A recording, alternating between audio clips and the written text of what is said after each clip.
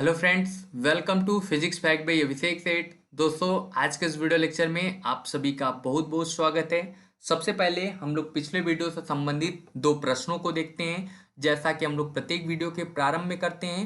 तो सबसे पहला क्वेश्चन है, संविधान के किस अनुच्छेद में न्यायिक पुनरावलोकन का उल्लेख किया गया है?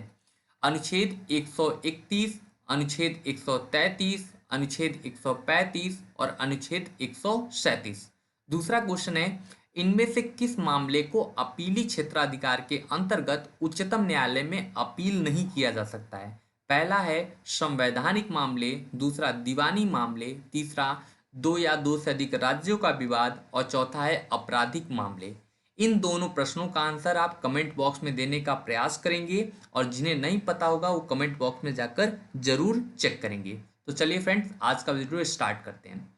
आज का जो हमारा टॉपिक है वो है नियंत्रक एवं महालेखा परीक्षक, controller and auditor general of India, जिनको शॉर्ट फॉर्म में हम लोग कैग भी कहते हैं। देखते हैं क्या है इनके बारे में।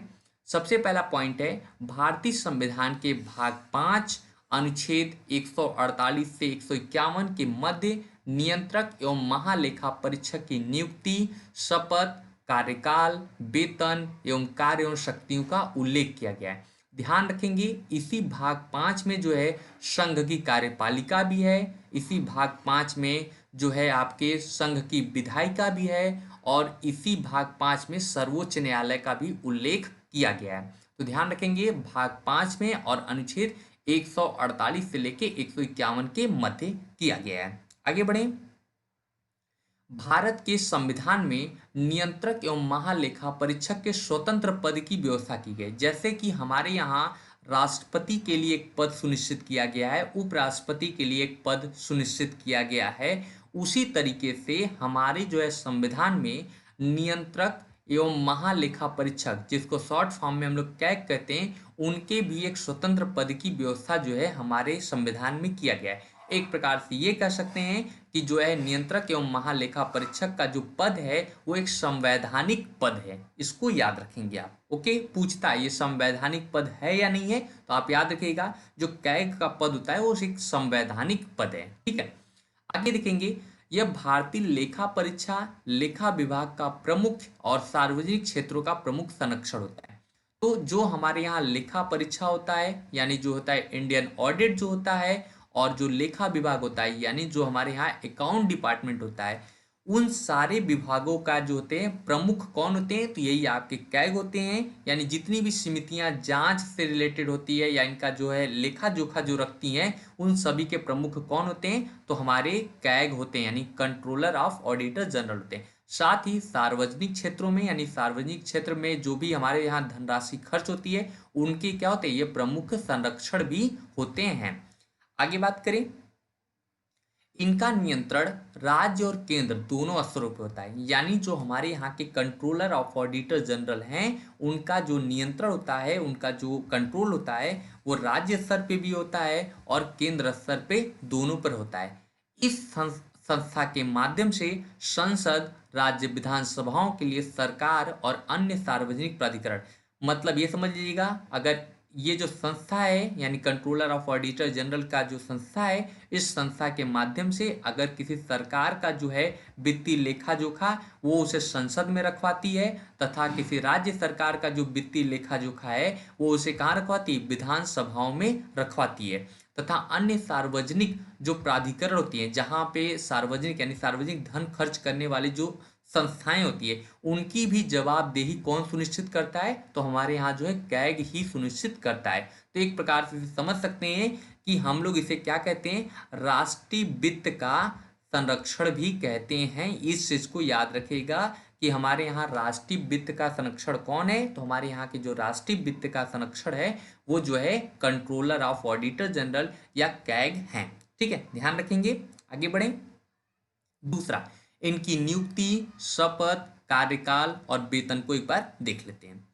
नियंत्रक महालेखा परीक्षक की नियुक्ति कौन करता है, तो नियंत्रक महालेखा परीक्षक की नियुक्ति राष्ट्रपति द्वारा की जाती है। किसके द्वारा की जाती है, ध्यान रखेंगे, राष्ट्रपति के द्वारा की जाती है। हमारे यहाँ जो मैक्सिमम पद है उसकी नियुक्ति कौन करता है, तो राष्ट्रपति के द्वारा ही की जाती है। ठीक है।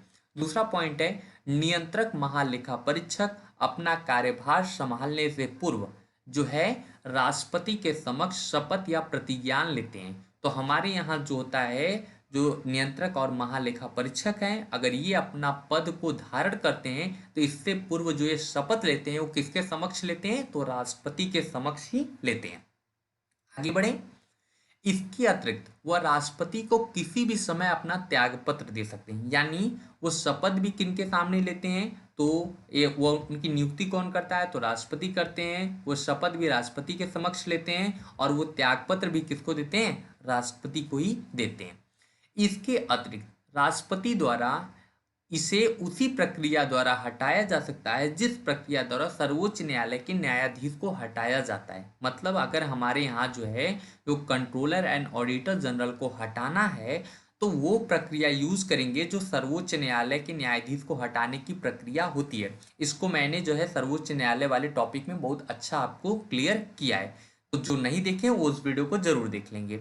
यानी ये कह सकते हैं कि ये जो है कैग को हटाने की भी जो प्रक्रिया है वो भी एक बहुत जटिल प्रक्रिया है, क्योंकि ये जो होता है सरकार के विरुद्ध जाकर उस जो है वित्त संबंधित जो है जांच कर सकता है। इसलिए जो है इस पद को इतना जो है वो बनाया गया है, इतना जो है कड़ा बना दिया गया है कि कोई इसे जल्दी हटा ना पाए।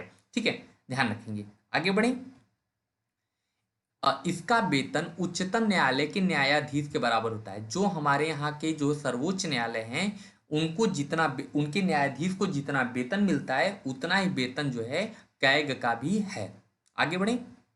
देखिए, नियंत्रक एवं महालेखा परीक्षक के कार्य एवं शक्तियां क्या है। नियंत्रक और महालेखा परीक्षक के कार्य एवं शक्तियां ध्यान रखेंगे। अभी तक उनका जो है शपथ हो गया, उनका वेतन हो गया, उनकी नियुक्ति हो गई, उनका त्यागपत्र हो गया और उनका कार्यकाल हो गया। ठीक है, अब क्या ध्यान रखेंगे। हाँ, एक चीज यहाँ पे एक पॉइंट मिसिंग रह गया, उस पॉइंट को जरूर मैं आपको बता रहा हूँ, उसे जरूर नोट करिएगा। जो नियंत्रक एवं महालेखा परीक्षक का जो कार्यकाल होता है, नियंत्रक एवं महालेखा, इस पॉइंट को जरूर नोट करिएगा।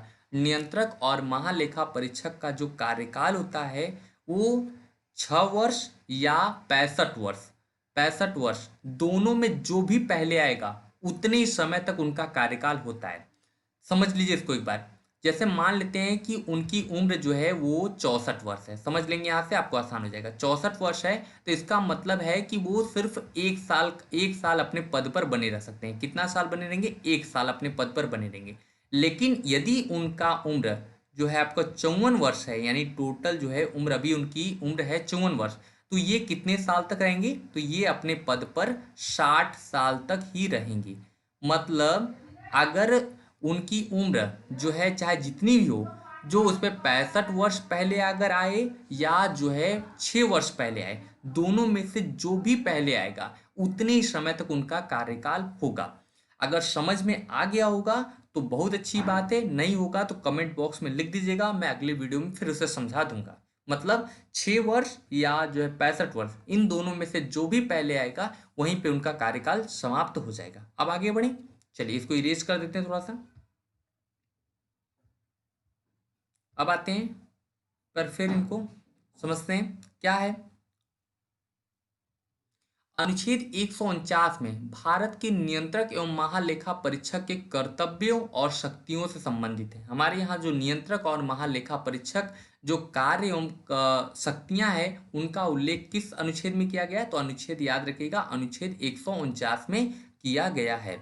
आगे बात करें, वह भारत एवं राज्य के प्रत्येक केंद्र शासित प्रदेश, भारत राज्यों एवं प्रत्येक केंद्र शासित प्रदेश जहां पर भी विधानसभा हो, सभी के संचित निधि, आकस्मिकता निधि और अन्य लोक लेखा से सभी व्यय को लेखा परीक्षा करते हैं। मतलब इनका काम क्या है, चाहे केंद्र स्तर पे हो, चाहे राज्य स्तर पे हो, चाहे केंद्र शासित प्रदेश के स्तर पे हो, तीनों पे इनका जो है संचित निधि, आकस्मिक निधि और लोक लेखा से संबंधित जितने भी वित्तीय लेखा जोखा होता है उनका क्या कर सकते हैं, ये जो है उसकी परीक्षा करते हैं, यानी उसको ऑडिट करते हैं। ध्यान रखेंगे, इसे आपके लिए इंपॉर्टेंट है। तीसरा, संघ एवं राज्य लेखाओं का प्रारूप राष्ट्रपति एवं राज्यपाल द्वारा नियंत्रक महालेखा परीक्षक की सलाह से तय किया जाता है। तो हमारे यहाँ जो संघ हो गया यानी जो है केंद्र स्तर पे हो गया, या राज्य का मतलब जो राज्य स्तर पे हो गया, उनके लेखाओं से यानी जो उनके ऑडिट से लेकर जो ऑडिट से रिलेटेड उनका जो प्रारूप होता है कि किस प्रकार से उनका जो व्यय होगा, इसका प्रारूप केंद्र स्तर पर राष्ट्रपति और राज्य स्तर पर राज्यपाल के द्वारा जो है इसी महालेखा परीक्षक के सलाह से ही तय किया जाता है। कितना कितना वित्तीय लेखा जोखा रखना है, इसको इससे रिलेटेड सलाह कौन देता है? केंद्र स्तर पर राष्ट्रपति को कैग देते हैं, और राज्य स्तर पर राज्यपाल को कौन देते हैं? तो कैग देते हैं। और सबसे इंपॉर्टेंट पॉइंट अब है आपके लिए, वह केंद्र सरकार राज्य सरकारों से संबंधित रिपोर्ट को क्रमशः राष्ट्रपति और राज्यपाल से संसद और विधान मंडल के पटल पर रखवाता है। यानी अगर केंद्र स्तर से संबंधित जो है वित्तीय लेखा जोखा है, तो वो किससे रखवाएगा? तो वो जो है राष्ट्रपति से कहाँ पे रखवाएगा? जो है संसद में रखवाएगा। अगर वो राज्य सरकार से संबंधित है, तो राज्य सरकार के जो वित्तीय लेखा जोखा है वो राज्यपाल के द्वारा कहाँ रखवाएगा? तो विधान मंडल में रखवाने का कार्य कौन करता है? तो नियंत्रक एवं महालेखा परीक्षक करवाते हैं। जिससे क्या बना रहे? हमारे यहाँ जो लोकतंत्र जैसी स्थिति है वो हमेशा बनी रहे। तो इस तरीके से आज की जो मेरी वीडियो है ये यहीं पे समाप्त होती है, और पसंद आई होगी तो लाइक जरूर करिए।